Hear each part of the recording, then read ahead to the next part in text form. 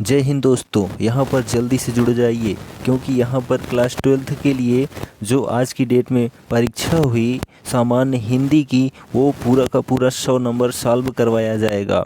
तो आप इस वीडियो को अपने दोस्तों में शेयर कर दीजिए जिनसे उनको भी पता चल जाए कि उन्होंने कितना सॉल्व किया और उनको नंबर कितना मिल चुका।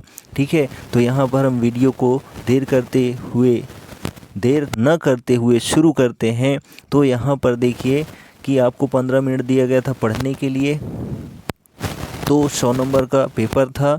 यहाँ पर पहला क्वेश्चन क्या है कि डिप्टी कलेक्टरी के लेखक कौन हैं। तो डिप्टी कलेक्टरी के जो लेखक हैं वो बाबू अमरकांत जी हैं। कौन है? अमरकांत जी हैं। ठीक है, तो यहाँ पर अमरकांत जो है इसका ऑप्शन सही हो जाएगा। उसके बाद हम दूसरा क्वेश्चन देखते हैं। तो यहाँ पर जो बच्चा हमारे पास भेजा है थोड़ा उल्टा भेज दिया है, लेकिन हम आपको पूरा सॉल्व करवाएंगे, आप घबराइएगा मत।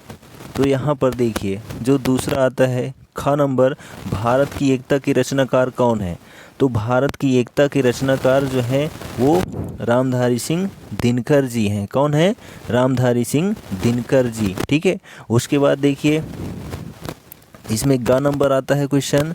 तो ग नंबर क्या है कि हजारी प्रसाद द्विवेदी की रचना है। तो हजारी प्रसाद द्विवेदी की रचना इसमें कल्पलता है। कौन सी है? कल्पलता। ठीक, आगे हम बढ़ते हैं। तो यहाँ पर क्वेश्चन आता है कि प्रोफेसर जी सुंदर रेड्डी की रचना है। तो प्रोफेसर जी सुंदर रेड्डी की रचना इसमें मेरे विचार भी हैं और लैंग्वेज प्रॉब्लम्स इन इंडिया ये भी है। तो ये संपादित रचना है और ये लिखित रचना है। तो अब यहाँ पर दोनों ऑप्शन सही हैं। तो अब इसमें क्या कहा जा सकता है, अब बोर्ड देखो क्या सोचता है। तो यहाँ पर मेरे विचार और लैंग्वेज प्रॉब्लम्स इन इंडिया ये दोनों जो है प्रोफेसर जी सुंदर रेड्डी की रचनाएं हैं। ठीक, आगे हम बढ़ते हैं। यहाँ पर पहले क्वेश्चन का अंग नंबर तो लिखा है कि आरोहण प्रमुख स्वामी जी के साथ मेरा आध्यात्मिक सफ़र, इस पुस्तक के लेखक कौन है। तो डॉक्टर APJ अब्दुल कलाम जी हैं इस पुस्तक के लेखक। ठीक है, आगे हम बढ़ते हैं। इसमें दूसरा क्वेश्चन आता है। ठीक, तो दूसरे क्वेश्चन का पहला प्रश्न देखिए क्या लिखा है कि निम्नलिखित में से अयोध्या सिंह उपाध्याय हरिऔध द्वारा लिखित महाकाव्यात्मक रचना है। तो यहाँ पर महाकाव्यात्मक रचना की अगर हम बात करते हैं तो यहाँ पर आपका आता है वैदेही वनवास, क्योंकि 3 प्रमुख रचनाओं में वैदेही वनवास है।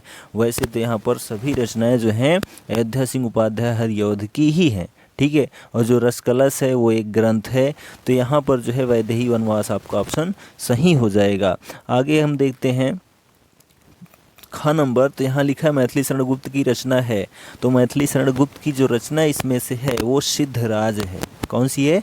सिद्धराज जो है मैथिली शरण गुप्त की रचना है। आगे हम बढ़ते हैं इसमें।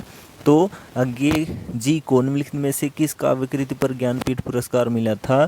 तो यहाँ पर जो है अज्ञेय जी को आंगन के पार द्वार पर जो है साहित्य अकादमी पुरस्कार और कितनी नावों में कितनी बार पर जो है ज्ञानपीठ पुरस्कार दिया गया था। तो यहाँ पर ऑप्शन जो आपका है सही वो कितनी नावों में कितनी बार सही है। ठीक है, आगे हम बढ़ते हैं। यहाँ पर जो घ नंबर है वो क्या है कि दिनकर की रचना है। तो इसमें से जो है दिनकर की जो रचना है वो परशुराम की प्रतीक्षा है। ठीक है, ये प्रश्न जो है हमारे इसके प्रीवियस वाले मॉडल पेपर में आया था। ठीक है, तो परशुराम की प्रतीक्षा जो है वो किसकी रचना है? दिनकर जी की है। आगे हम बढ़ते हैं। तो यहाँ पर क्वेश्चन है कि हिमालय निम्नलिखित में से किसकी काव्य कृति है। तो जो हिमालय है वो महादेवी वर्मा जी की क्या है? काव्य कृति है, यानी महादेवी वर्मा जी ने लिखा है हिमालय को। ठीक, उसके बाद आगे बढ़ते हैं। तो हमारा प्रश्न आता है तीसरा नंबर। कौन सा आता है?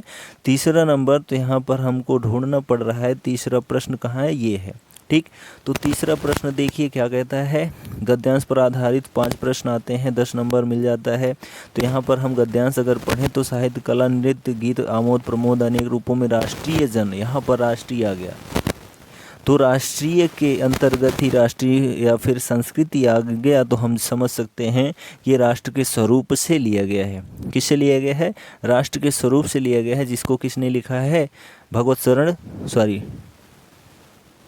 अग्रवाल जी ने लिखा है। किसने लिखा है? वासुदेव शरण अग्रवाल जी ने लिखा है। किसको?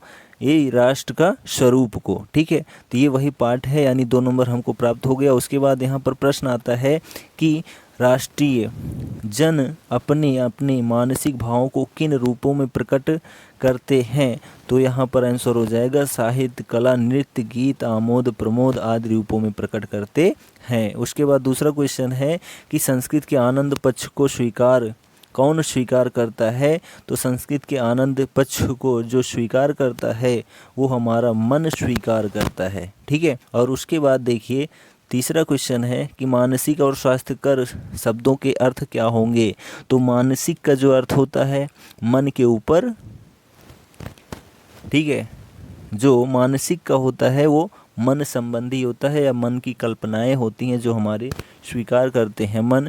ठीक, और स्वास्थ्यकर का जो अर्थ होता है जिससे स्वास्थ्य अच्छा रहे वही होता है स्वास्थ्यकर। ठीक, उसके बाद रेखांकित अंश की व्याख्या की बात करें तो लेखक कहता है कि यहाँ पर जो बाह्य रूप से हम सबको दिखाई देता है हमारी संस्कृतियों में या लक्षण के रूप में जो दिखाई पड़ते हैं वे सभी हमारे आंतरिक आनंद का एक कारण होता है, यानी हमारे अंदर जो है एक आंतरिक आनंद होता है जो हमको एक दूसरे को बांधे रखता है। ठीक, उसके बाद देखिए इसमें 5वां क्वेश्चन क्या है कि यहाँ पर शीर्षक और लेखक का नाम बताना है, तो शीर्षक राष्ट्र का स्वरूप, लेखक का नाम जो है वासुदेव अग्रवाल। उसके बाद यहाँ पर दूसरा गद्यांश देखिए क्या कहता है कि दूसरा गद्यांश है कि रमणीयता और नित्य नूतनता अन्योशाश्रित है, रमणीयता के अभाव में कोई भी चीज़ मान्य नहीं होती है। तो इसको हम अगर पूरा पढ़ते हैं तो यहाँ पर हमको जो है देखने में मिलता है क्या कि भाषा और आधुनिकता, क्या मिलता है, भाषा और आधुनिकता मिलता है। यहाँ पर हमने यहाँ पर देखा क्या, भाषा। ठीक है, तो इस वजह से हमने पकड़ लिया, वैसे ही आप पकड़े होंगे। तो यहाँ पर भाषा और आधुनिकता जो है किसने लिखा है, तो प्रोफेसर जी सुंदर रेड्डी ने लिखा है। किसने लिखा है, प्रोफेसर जी सुंदर रेड्डी जी ने लिखा है। तो यहाँ पर प्रश्न हम देखते हैं, तो यहाँ पर प्रश्न ये है, तो यहाँ पर देखिए प्रश्न क्या कहता है कि नित्य न्यूनता, ठीक है, नित्य नूतनता क्या सूचित करती है, तो नित्य नूतनता यही सूचित करती है कि जो हमारे चीज़ें हैं अभाव में कोई भी चीज़ मान्य नहीं होती है, यानी कि हमारे अंदर जो है जो भी चीज़ें उपलब्ध होती हैं वे हमारे हीन भाव में पड़ी रहती हैं, यानी सदैव जो है हम अपने को नीचा दिखाते रहते हैं या कमियां दिखाते रहते हैं, वही नित्य नूतनता है। ठीक है, यानी कमियों को जब दिखाया जाए सदैव वही। उसके बाद ख नंबर इसमें देखिए प्रश्न क्या है कि युग चेतना की सशक्त अभिव्यक्ति का साधन क्या है, तो युग चेतना की सशक्त अभिव्यक्ति का साधन केवल भाषा है, यानी हम भाषा के माध्यम से कुछ भी कर सकते हैं। उसके बाद जो है ग नंबर है अन्योन्याश्रित। ठीक है, तो अन्योन्याश्रित का मतलब है ये है कि अन्य के ऊपर जो है आश्रित रहने वाला। ठीक है, और उसके बाद परंपरागत, तो परंपरागत का मतलब होता है जिससे, ठीक है, क्या, लगातार चलने वाला। ठीक है, परंपरागत जो सदैव से चला आ रहा हो या लगातार चल रहा हो। और उसके बाद रेखांकित अंश की व्याख्या की हम अगर बात करते हैं तो यहाँ पर देखिए कि लेखक कहता है कि हम किसी वस्तु में रम जाएं, यानी उसी में घुल मिल जाएं और नित्य यानी प्रत्येक क्षण जो है उसके ऊपर आश्रित रहें। तो ऐसे जो हम घुले हुए हैं उनके अभाव में कोई अन्य चीज़ हमको अच्छी नहीं लगती है, यानी जो चीज़ प्रिय हो जाए तो उसके सिवा कुछ दिखाई नहीं देता है। ठीक है, और उसके बाद इसमें देखिए कि लिखा है कि गद्यांश का पाठ क्या है, पाठ का नाम तो भाषा और आधुनिकता, लेखक का नाम प्रोफेसर जी सुंदर रेड्डी जी हैं। उसके बाद इसमें चौथा क्वेश्चन देखिए क्या कहता है कि पद्यांश पर आधारित प्रश्न 10 नंबर आता है। कहते आते थे यही अभी निर्धेयी, माता न कुमाता कुपुत्र, पुत्र कुपुत्र भले ही। तो यहाँ पर जो है हमने सॉल्व करवाया था, इसके पहले वाले जो है मॉडल पेपर में ये सभी प्रश्न आ गए हैं जो सॉल्व करवाए गए थे। यही गद्य और पद्य साहित्य का इतिहास नहीं आया, ठीक है, लेकिन और सभी देखा जाए तो सब आ चुके हैं जो हमने सॉल्व करवाया। ठीक। तो यहाँ पर हम इसको पूरा पढ़ते हैं तो ये आता है कैकेयी के अनुताप से, जिसको लिखा है किसने, मैथिली शरण गुप्त जी ने। ठीक है। और उसके बाद यहाँ प्रश्न पर हम आ जाते हैं। नरदेही अभी तक क्या कहते आ रहे थे, यही कहते आ रहे थे कि पुत्र भले ही कुपुत्र हो सकता था लेकिन माता कुमाता नहीं होती थी। उसके बाद दूसरा क्वेश्चन है कि युग युग तक कठोर कहानी चलती रहेगी। क्या कठोर कहानी चलती रहेगी, यही कहानी कठोर चलती रहेगी कि रघुकुल में एक जो है अभागन नारी थी जो अपने पुत्र प्रेम के लिए दूसरे को जो है जंगल का राज दे दिया। ठीक है। उसके बाद देखिए कि गात्र परमार्थ का अर्थ क्या होगा। तो गात्र का अर्थ होता है शरीर, क्या होता है, शरीर। और परमार्थ का अर्थ होता है दूसरों के हित चाहने वाला या दूसरों का हित। ठीक है। रेखांकित अंश की अगर हम व्याख्या की बात करते हैं तो यहाँ पर लिखा है कि अब कहें सभी यह है विरुद्ध विधाता है, पुत्र पुत्र ही रहे कुमाता माता। तो यहाँ पर कवि कहता है कि अब यहाँ पर कैकेयी के माध्यम से कहता है कि कैकेयी कहती है कि अब जो है सभी लोग ऊपर थूक रहे हैं, यानी मेरे विरुद्ध बातें कर रहे हैं, और साथ में विधाता यानी ईश्वर भी मेरे विरुद्ध हो गए हैं। हे पुत्र पुत्र ही, अब यहाँ पर पुत्र पुत्र साबित हो गया, लेकिन यहाँ माता जो है वो कुमाता साबित हो गई। यानी पहले का जो वाक्य था, जो शब्द था, उक्ति थी, वो सब विपरीत हो गई। ठीक। उसके बाद देखिए इसमें क्या है कि उपयुक्त कविता का शीर्षक तो कैकेयी का अनुताप, कवि का नाम मैथिली शरण गुप्त। ठीक है। तो आगे हम चलते हैं। तो ये जो है पद्यांश का था। उसके बाद नेक्स्ट पद्यांश देखिए, जो दूसरा पद्यांश आता है उसको हमको ढूंढना पड़ रहा है। तो देखिए यहाँ पर नेक्स्ट पद्यांश ये मिल गया। तो यहाँ पर जो पद्यांश है, यह मनुज जो सृष्टि का श्रृंगार, ज्ञान का विज्ञान का आलोक का आगार। ठीक है। व्योम से पाताल तक सब कुछ इसे है गेय, पर न यह परिचय मनुज का, यह न उसका श्रेय। ठीक है। तो ये जो है किससे लिया गया है, अभिनव मनुष्य से लिया गया है। किससे लिया गया है, अभिनव मनुष्य से, जो कि जो है कुरुक्षेत्र से संबंधित रचना है, जिसको लिखा है रामधारी सिंह दिनकर जी ने। ठीक है। दिनकर की कुरुक्षेत्र रचना है, उससे लिया गया है अभिनव मनुष्य, वही है ये। तो यानी ये 2 नंबर मिल गया। उसके बाद यहाँ पर प्रश्न हम लोग देखते हैं। तो लिखा है इस सृष्टि में मनुष्य का क्या महत्व है। तो इस सृष्टि में मनुष्य का बहुत बड़ा महत्व है, क्योंकि मनुष्य जो है अपनी इच्छा अनुसार सब कुछ धारण कर सकता है। ठीक है। उसके बाद देखिए यहाँ पर इस सृष्टि में मनुष्य का देखा जाए महत्व जो है वो ईश्वर के समान है। ईश्वर के समान का मतलब ईश्वर जैसी जैसी चीज़ें कर सकता है वैसे ही जो है मनुष्य भी करता है, क्योंकि सृष्टि का निर्माण देवों ने किया यानी ईश्वर ने किया। वैसे ही जो है सृष्टि में जितनी सारी चीज़ें व्याप्त हैं उसका प्रयोग जो है वो मनुष्य कर सकता है। उसके बाद दूसरा है देखिए कि मानव जीवन का क्या श्रेय होना चाहिए। तो मानव जीवन का यही श्रेय होना चाहिए जो उसके लिए अच्छा है या अच्छा होता है वही उसको करना चाहिए, अन्य चीज़ें त्याग देनी चाहिए यानी नहीं करनी चाहिए। ठीक है। तो मनुष्य का श्रेय है कि वो अच्छा काम करे। तो यहाँ पर देखिए लिखा है कि ज्ञान का विज्ञान का आलोक का आगार, व्योम से पाताल तक सब उसे है गेय। उसके बाद पर न इसका परिचय मनुष्य का, यह न उसका श्रेय। मनुष्य ने जो विज्ञान और सभी चीज़ों को आकाश से लेकर पाताल तक सब कुछ जान लिया है, ये परिचय मनुष्य का नहीं है, न ही उसका ये श्रेय है कि उसने सब कुछ अपने अंदर समेट लिया है, यह उसका श्रेय नहीं है। उसके बाद देखिए यहाँ पर मानव जीवन का श्रेय क्या होना चाहिए। तो उत्तर आप अब देखिए कि उसका श्रेय क्या होना चाहिए। उसका श्रेय यही है कि एक दूसरे से यानी एक मनुष्य दूसरे मनुष्य के बीच में जो व्यवधान है, बुराइयां हैं, क्रोध है, ठीक है, घृणा है, उन सब को वह मिटाकर जो है आपस में प्रेम भाव से रहे, यही मनुष्य का श्रेय है। ठीक है, मानव जीवन का श्रेय है। प्रेम को यानी व्यवधान को, मुसीबत को मिटा दिया जाए जहाँ पर, वही मानव जीवन का श्रेय होता है, ना कि ये सारी चीज़ें बनाने से। ठीक, उसके बाद इसमें है कि आगार और व्यवधान शब्दों का अर्थ लिखना है। तो जो आगार का अर्थ होता है वो भंडार होता है। ठीक है, क्या होता है? भंडार।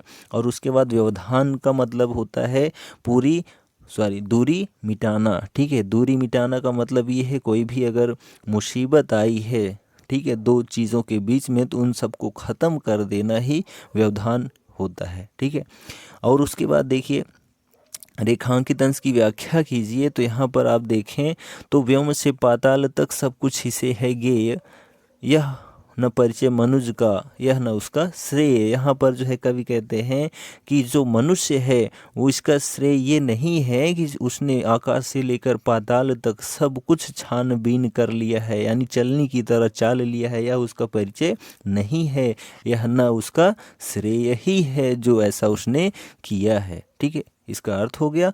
उसके बाद जो है नेक्स्ट क्वेश्चन इसमें क्या है कि उपयुक्त कविता का शीर्षक और कवि का नाम। तो शीर्षक जो है वो क्या है? अभिनव मनुष्य, जो कुरुक्षेत्र से लिया गया है, और कवि का नाम रामधारी सिंह दिनकर जी है। ठीक है, आगे हम इसमें बढ़ते हैं। तो यहाँ पर जो है लेखक का जीवन परिचय जो हमने बताया था वही आया। यहाँ पर देखिए डॉक्टर हजारी प्रसाद द्विवेदी, डॉक्टर वासुदेव शरण अग्रवाल, आप आसानी से लिख लिए होंगे पूरा 5 नंबर। और उसके बाद इसमें कवि का जीवन परिचय आया है। तो यहाँ देखिए हमने आपको सुमित्रा नंदन पंत, रामधारी सिंह दिनकर दोनों का बताया था, इसमें से भी आ गया तो आप यहाँ भी 5 नंबर प्राप्त कर लिए। और आगे हम बढ़ते हैं तो यहाँ पर आ जाता है हमारा कहानी। ठीक है, तो कहानी में यहाँ पर हमने ध्रुव यात्रा की जो है क्या बताया था, उद्देश्य बताया था अपने चैनल पर, वो देखिए उद्देश्य के रूप में आ भी गया है, आप उसको भी कर लिए होंगे। ठीक, आगे हम यहाँ पर बढ़ते हैं तो खंड काव्य आ जाता है हमारे यहाँ जो है वो है क्या, सत्य की जीत। तो सत्य की जीत कहाँ है उसको हम ढूंढते हैं। तो यहाँ पर सत्य की जीत जो है वो हमारे यहाँ थी, तो उसी को जो है हम लोग सॉल्व करते हैं। तो यहाँ आ गया ये सत्य की जीत। तो यहाँ पर जो है देखिए द्रौपदी का चरित्र चित्रण हमने पता नहीं कितनी बार करवाया, वो ही आ गया। तो आप यहाँ पर द्रौपदी का चरित्र चित्रण किए होंगे हेडिंग ओडिंग डाल के, जो वो क्या थी, द्वारिका प्रसाद माहेश्वरी द्वारा लिखी गई। तो यहाँ पर देखिए निर्भीक एवं साहसी थी, विवेकशील थी, सत्यनिष्ठ एवं न्यायप्रिय थी, वीरांगना थी, नारी जाति के लिए एक आदर्श थी। कौन? द्रौपदी। ठीक, आगे हम बढ़ते हैं तो यहाँ पर नेक्स्ट क्वेश्चन आता है संस्कृत खंड। ठीक है, संस्कृत खंड यानी खंड खा आ जाता है।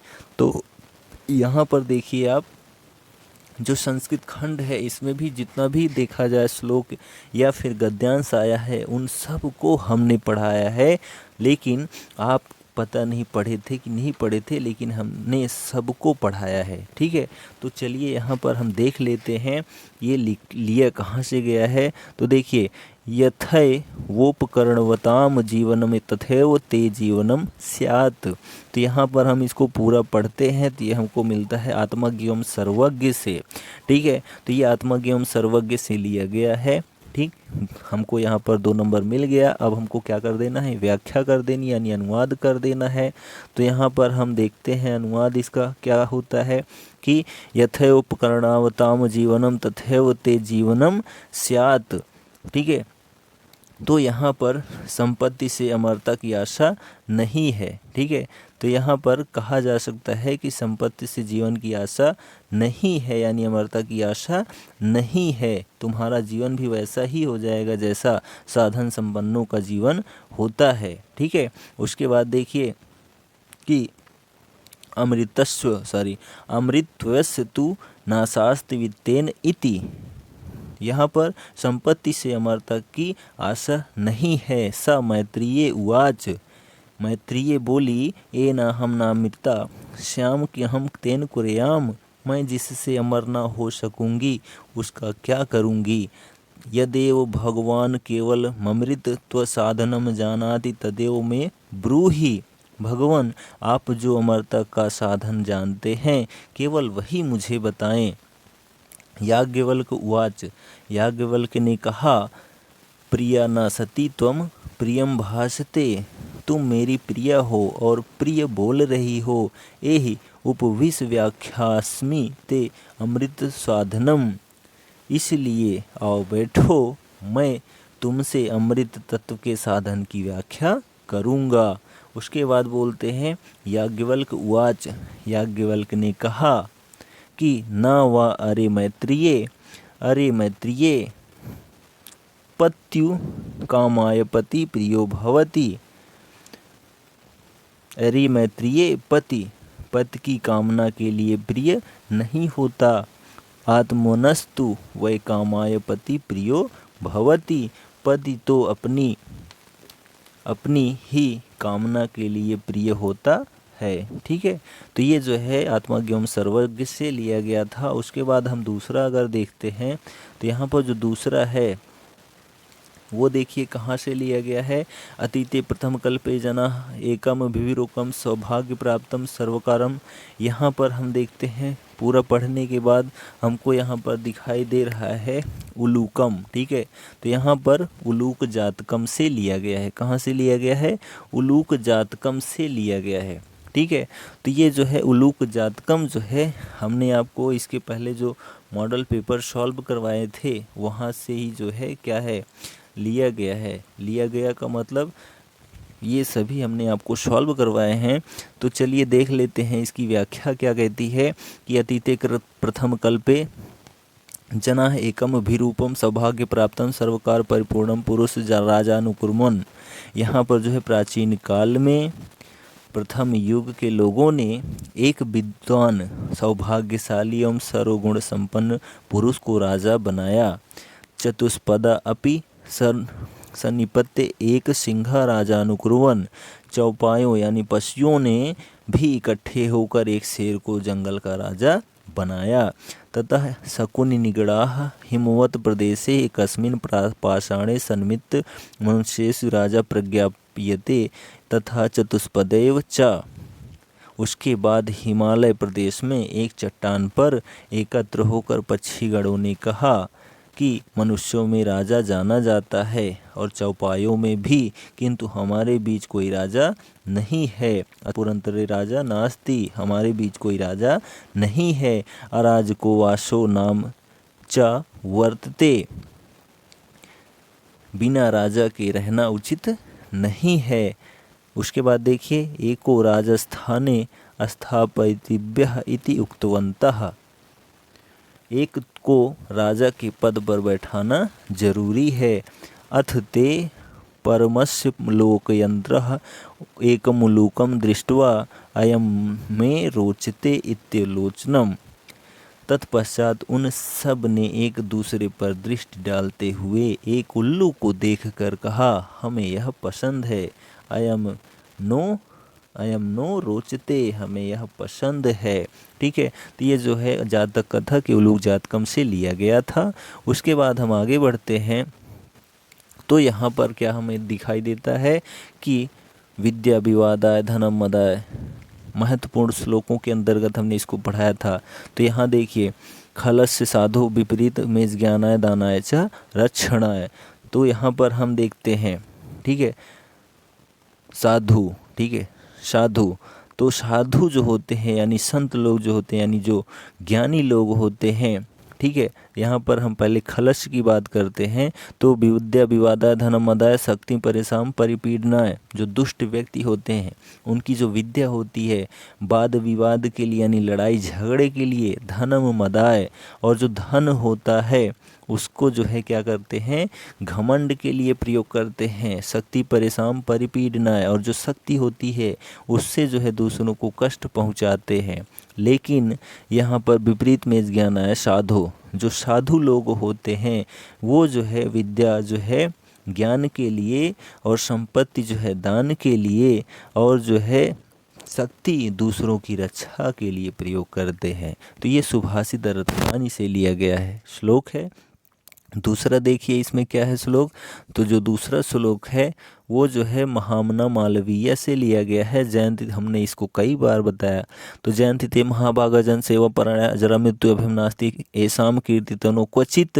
ठीक है, तो यहाँ पर जयंती महाभागा उन सभी आत्माओं की जय हो, जन सेवा परायणा जो जन सेवा यानी लोगों की सेवा में सदैव तत्पर रहते हैं, जरा मृत्यु अभिम नास्ति जो कभी भी बुढ़ापे और मृत्यु से भयभीत, यानी उनका शरीर जो है मृत्यु और बुढ़ापे से कभी भयभीत नहीं होता है। उन सब जो है आत्माओं को, उन सब व्यक्तियों की जय हो। ठीक, आगे हम बढ़ते हैं तो यहाँ पर आता है मुहावरे और लोकोक्तियाँ। ठीक है, तो जो मुहावरे और लोकोक्तियाँ हैं, यहाँ देखिए कि अपने पैर पर खड़े होना, तो अपने पैर पर खड़े होने का मतलब कामयाब होना है। ठीक, उसके बाद मक्खन लगाना का मतलब चापलूसी करना, पिया चाहे सोई सुहागिन, तो स्वामी जिससे प्रसन्न हो जाए वही योग्य होता है। उसके बाद सावन हरे न भादो सूखे, यानी हमेशा एक जैसी स्थिति में ही रहना। ठीक, आगे हम बढ़ते हैं तो यहाँ पर संधि आ गई। तो यहाँ देखिए अंतरात्मा का संधि विच्छेद क्या होगा, तो अंतर प्लस आत्मा। ठीक है, अंतर प्लस आत्मा। फिर आगे हम बढ़ते हैं तो यहाँ पर हमारा आता है ये, यहाँ पर लिखा है कि नरेंद्र, तो नरेंद्र का संधि विच्छेद नर प्लस इंद्र। ठीक है, नर प्लस इंद्र। उसके बाद इसमें है कि पवित्रम। ठीक है, तो पवित्रम का क्या हो जाएगा, पोधन इत्रम। ठीक है, क्या हो जाएगा, पोधन इत्रम। फिर आगे हम यहाँ बढ़ते हैं तो विभक्ति आ जाती है। तो विभक्ति देखिए आत्मना, तो जहाँ पर बड़े आ की मात्रा लास्ट में आती है वहाँ पर तृतीय विभक्ति का एक वचन होता है। ठीक है, क्या होता है, तृतीय विभक्ति का एक वचन। उसके बाद इसमें दूसरा जो शब्द है वो नामनी है। ठीक है, नामनी।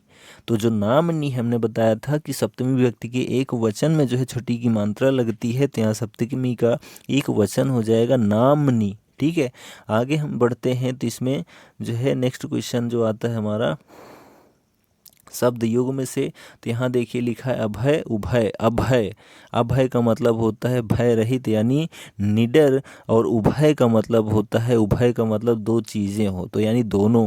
तो यहाँ निडर और दोनों होगा, तो यहाँ पर जो है सा ऑप्शन सही हो गया, निडर और दोनों। ठीक, और देखिए यहाँ पर लिखा है कि अंश अंशु, तो ये हमारे मॉडल पेपर में था अंश अंशु।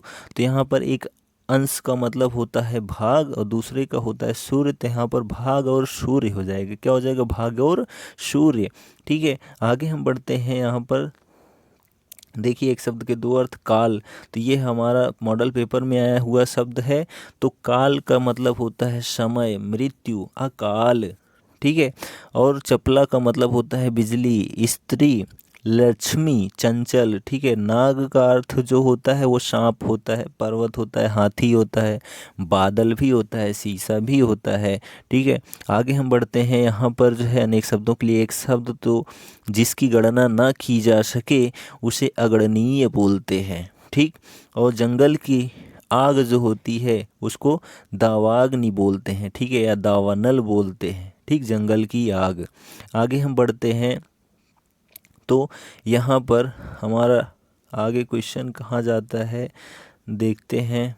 तो यहाँ पर आ जाते हैं हम यहाँ पर शब्दों रूपों को शुद्ध करने के लिए। ठीक, तो यहाँ पर देखिए पहला है कि यह किताब 5 रुपए की है, तो यहाँ पर हम शुद्ध कर सकते हैं कि इस किताब की कीमत 5 रुपए है। ठीक है, या ये किताबें 5 रुपए की हैं, तो यहाँ पर ये शब्द पहले से ही शुद्ध है। ठीक है, लेकिन हमको परिवर्तन करना है। उसके बाद दूसरा है तुलसीदास पक्के ईश्वर के भक्त थे, तो ऐसा होगा तुलसीदास ईश्वर के सच्चे भक्त थे। ठीक है, उसके बाद तीसरा है इलाहाबाद जाने के अनेकों रास्ते हैं, तो अनेकों यहाँ पर दिख गया। ठीक है, तो यहाँ पर हो जाएगा इलाहाबाद जाने के लिए अनेक रास्ते हैं। ठीक है, उसके बाद चौथा है कि आप पधार कर हमें अनुग्रहित करें, नहीं अनुगृहीत करें। ठीक है, तो यहाँ पर जो है ग्री हो जाएगा, री की मात्रा लग जाएगी गा में। ठीक है, या फिर जो है आप लेकिन यहाँ पर आपको अनुग्रहित ही करना पड़ेगा, तो इसलिए यह पूरा कर दीजिए। आप पधार कर हमें अनुग्रहित करें। ठीक, उसके बाद हम आगे देखें तो यहाँ पर रस आ गया। वीर रस क्या है, हास्य रस क्या है, तो इसकी दोनों की एक ही परिभाषा, जहाँ पर विभावन भाव संचारी भावों के योग से उत्साह नामक या फिर हास नामक अस्थायी भाव जागृत होता है, वहाँ पर जो है वीर रस या हास्य रस होता है। तो वीर तुम बढ़े चलो, वीर तुम बढ़े चलो, सामने पहाड़ हो, सिंह की दहाड़ हो, तुम कभी रुको नहीं, तुम कभी झुको नहीं। ठीक है, हास्य रस का कि चींटी चढ़ी पहाड़ पे मरने के वास्ते, नीचे खड़े कपिल देव कैच लेने के वास्ते। ठीक है, अनुप्रास अलंकार क्या होता है, जहाँ पर वर्णों की आवृत्ति एक निश्चित क्रम में होती है, वहाँ अनुप्रास अलंकार होता है। रघुपति राघव राजा राम। ठीक है, उपमा अलंकार क्या होता है, जहाँ पर दो वस्तुओं के बीच में समानता या तुलना की जाती है, वहाँ उपमा अलंकार होता है। जैसे पीपर पात सरिस मंडोला। दोहा छंद या चौपाई क्या होता है, तो दोहा छंद यह एक अर्ध सम्मात्रिक छंद है, इसमें 4 चरण होते हैं। इसके पहले और तीसरे चरण में 13-13 मात्राएं, दूसरे और चौथे चरण में 11-11 मात्राएं होती हैं। रहीमन पानी राखी बिन पानी सब सून, पानी गए न उबरे मोती मानुष चून। चौपाई क्या होता है, यह एक सम्मात्रिक छंद है, इसमें 4 चरण होते हैं। इसके प्रत्येक चरण में 16 मात्राएं होती हैं। इसके अंत में जो है 2 दीर्घ होते हैं। जैसे जय हनुमान ज्ञान गुण सागर, जय कपीस तिहुँ लोक उजागर, रामदूत अतुलित बलधामा, अंजनी पुत्र पवन सुत नामा। ठीक है, और उसके बाद आगे हम बढ़ते हैं तो यहाँ पत्र लेखन आता है। तो पत्र लेखन में देख लीजिए आप, बैंक से संबंधित क्वेश्चन आ ही गया, और बैंक से संबंधित अधिकतर क्वेश्चन यहाँ पर एक नियुक्ति से आया था, एक बैंक ऋण से आया था, बहुत आसान दे दिया। उसके बाद देखिए 9 नंबर हमने आपको दे दिया। कैसे, तो यहाँ पर वन संपदा और उसकी उपयोगिता, ये पॉइंट, और उसके बाद भारत में आतंकवाद और कारण, जनसंख्या नियंत्रण में पर्यावरण नियोजन की महत्व। तो यहाँ पर ये सारे निबंध जो है हमने अभी जो निबंध अपलोड किया था इम्पोर्टेंट विथ रूपरेखा के साथ, वो उसमें से ये आए हैं। तो आशा करते हैं आप अच्छे से सॉल्व कर लिए होंगे। तो 100% यानी 100 नंबर में आपका 95+ नंबर बन रहा होगा। आपको खुशी होगी, हमको भी खुशी है कि आपका इतना नंबर बना। हम मिलेंगे अच्छा वीडियो लेकर नेक्स्ट टॉपिक में।